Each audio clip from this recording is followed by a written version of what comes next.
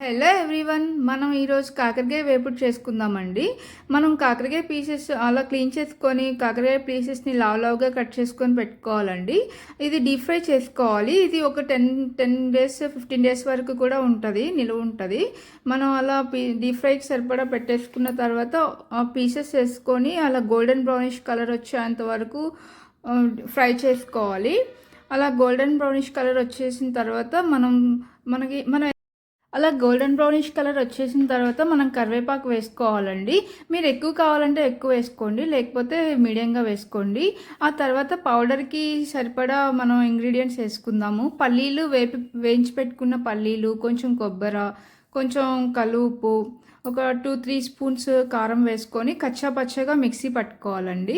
ఆ తర్వాత ఒక 10 గార్లిక్ వేసుకొని కూడా కచ్చా పచ్చగా మిక్సీ పట్టుకోవాలి. ఇవి ఎక్కువ ఎక్కువ గ్రైండ్ పౌడర్ చేయొద్దండి.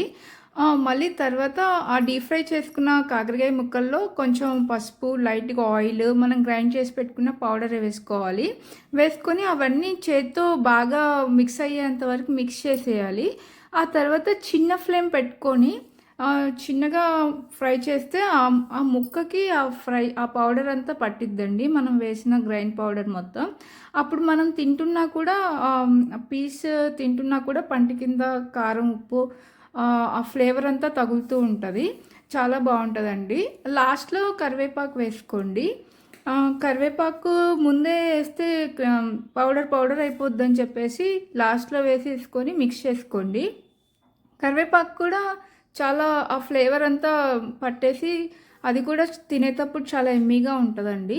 మీరు కూడా ట్రై చేసి కామెంట్ చేయండి friends. Thank you for watching. ఓం నమ శివాయ. జై శ్రీరామ్.